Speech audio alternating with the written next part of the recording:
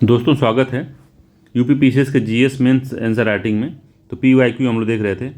तो ये पेपर 5 का है जो यूपी स्पेशल का है। तो पेपर 5 में क्या क्वेश्चन है, तो क्वेश्चन इसके पहले जो क्वेश्चन भी अब बने हुए हैं पेपर 1, 2, 3, 4, 5 जो भी हैं सब प्लेलिस्ट बनी हुई है, तो उसमें अपलोडेड है। अगर आप देखना चाहें, आप इच्छुक हैं देखने का, तो वहाँ जाकर देख सकते हैं। आज नहीं तो कल आपको आंसर लिखना ही है। अगर आपको एसडीएम वगैरह बनना है तो आंसर लिखना ही लिखना है। तो आज ही लिखिए या तो कल लिखिए। अगर आप सपना देखें हैं तो उसको साकार करने के लिए आंसर लिखना ही पड़ेगा आपको, ठीक है। तो आप शुरुआत करने वाले हैं तब भी बहुत ज़्यादा इसमें हम टेक्निकल शब्दों का यूज नहीं कर रहे हैं, एक आसानी से सबको ये समझ में आ जाएगा, ठीक है। तो क्वेश्चन क्या है कि उत्तर प्रदेश में पर्यटन की बृहत्तर संभावनाओं पर प्रकाश डालिए। तो कुछ नहीं करना है। अगर आपको उत्तर प्रदेश के पर्यटन में क्या कहाँ क्षेत्र है, कौन कौन सा एरिया है पर्यटन के लिए, आपका गांव भी हो सकता है, आपका जिला भी हो सकता है, कुछ भी हो, तो उसको इसी को लिखना है क्या क्या संभावनाएं हैं, तो उसके बारे में आप प्रकाश डालिए इसमें। तो शुरू करते हैं। तो इसका देखते हैं। तो पर्यटन किसी भी राज्य के लिए उद्योग का काम करता है। उत्तर प्रदेश में भी पर्यटन उभरता हुआ उद्योग है, जिसमें गांव पर्यटन, सांस्कृतिक पर्यटन, धार्मिक और पर्यावरणीय आदि के क्षेत्र में संभावनाएं व्यापक हैं पर्यटन की। इससे राज्य का राजस्व बढ़ता है एवं रोजगार के नए अवसर खुलने की अधिक संभावना होती है। तो ये हम उसको लिख देंगे, इंट्रोडक्शन लिखेंगे, ठीक। फिर उसके बाद लिखेंगे उत्तर प्रदेश में पर्यटन की संभावनाएं। तो संभावनाएं कई क्षेत्र में हैं। तो सांस्कृतिक, धार्मिक और आध्यात्मिक क्षेत्र में जो पर्यटन है वो कहाँ कहाँ संभावना आपको समझ में आती है। तो रामायण सर्किट जो है कि एक रामायण सर्किट बनाया जाए, जैसे इसमें प्रयागराज शामिल हो, अयोध्या शामिल हो, इस तरह से जितना जितना जहाँ राम जी यूपी में घूमे हैं वो सारे जो हैं उनको एक जोड़ा जाए, एक सर्किट बनाया जाए उनको, ये हो जाएगा रामायण सर्किट। उसी तरह से बुद्ध सर्किट है, जैन सर्किट है, सूफी कबीर सर्किट है, वाराणसी में काशी विश्वनाथ कॉरिडोर है, संकट मोचन मंदिर है, गंगा आरती होती है, कबीर स्थल है, रविदास स्थल है। तो ये जो है यहाँ पे घूमने के लिए एक पर्यटन का अच्छा विकास तो हुआ ही है, मगर इसमें और बेहतर करने की संभावना है। सीतापुर जो जिला है उसमें नैमिषारण्य जो स्थान है जहाँ पे हजारों की संख्या में ऋषियों ने यज्ञ किया था, पूजा किया था, वहाँ भी जाने का बहुत बढ़िया पर्यटन विकसित हो सकता है। हुआ ही है, जाते ही हैं लोग। प्रयागराज में सब जानते हैं कुंभ लगता है, अभी महाकुंभ लगा था, संगम दर्शन कर सकते हैं, स्नान कर सकते हैं। यहीं पे कुछ दूरी पे केवट वाला जो वो बन रहा है, जो केवट थे, जो राम जी को नाव में, उनके जो दोस्त थे, राम जी को नाव से गंगा जी पार कराए थे। तो वो जो केवट हैं, याद नहीं आ रहा नाम, वो भी नाम जो है प्रयागराज से कुछ ही दूरी पे है। तो वहाँ पे भी बहुत बढ़िया उनका वो बना हुआ है, कॉरिडोर बना हुआ है, जिसको हम कहते हैं निषाद राज मंदिर वहाँ पे है, ठीक है। अयोध्या सर्किट, अयोध्या धाम है राम जी का, वहाँ पे अयोध्या धाम, वहाँ घूम सकते हैं, मिर्ज़ापुर घूम सकते हैं, मथुरा घूम सकते हैं। तो ये सारे संभव धार्मिक और आध्यात्मिक स्थलों में घूम सकते हैं आप। उसके अलावा है यहाँ पे पर्यटन का बहुत ज़्यादा इंटेंसिटी है या बहुत ज़्यादा संभावनाएं हैं। ऐतिहासिक पर्यटन क्या क्या है, तो प्रयागराज में अकबर का किला है, जौनपुर में सर की शासन कला का देख सकते हैं जाके, वहाँ का किला है, वहाँ की मस्जिद है।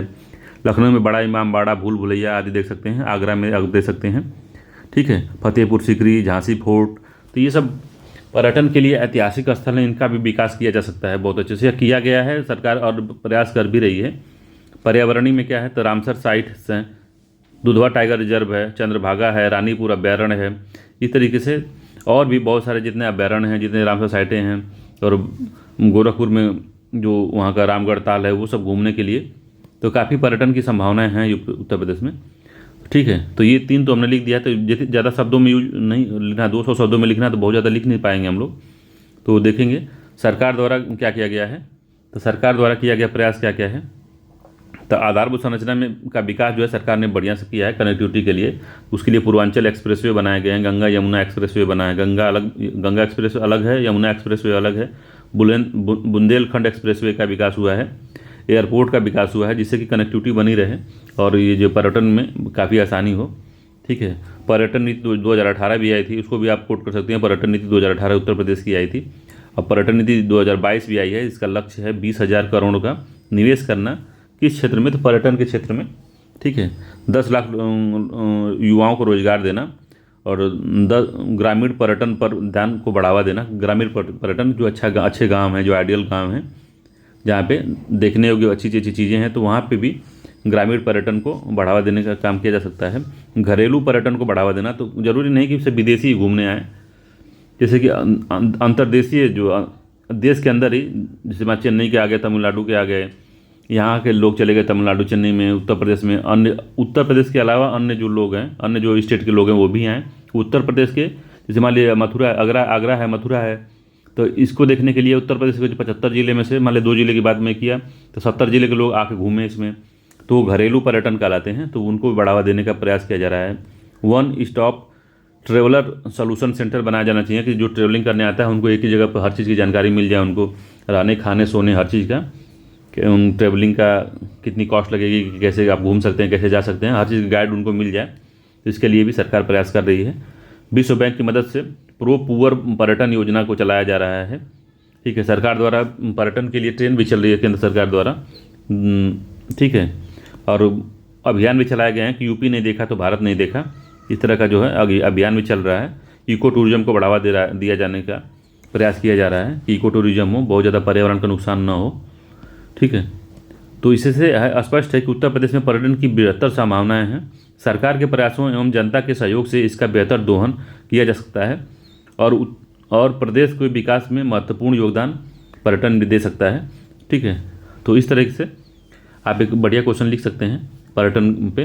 तो पर्यटन के लिए अगर आपके पास कंटेंट नहीं है तो धीरे से आप ऐसा करिए कि योजना जो मैगजीन आती है तो उसकी पुरानी मैगजीन देखिए, कहीं ऑनलाइन ही देखिए, तो वहाँ पे पर्यटन के लिए कोई होगी ज़रूर से ज़रूर योजना, या कुरुक्षेत्र में देखेंगे तो पर्यटन से एक पर्यटन रिलेटेड एक कोई मैगजीन होगी, तो उसको आप डाउनलोड कर लीजिए। उसका जो बेसिक चीज़ है, पहला पृष्ठ उसका पढ़ लीजिए।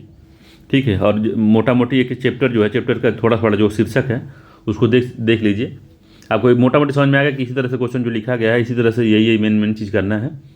ठीक है, तो चलिए मिलते हैं अगले वीडियो में, तब तक के लिए धन्यवाद। अगर वीडियो आपको अच्छा लगे तो आप चैनल को लाइक शेयर सब्सक्राइब कर सकते हैं। धन्यवाद।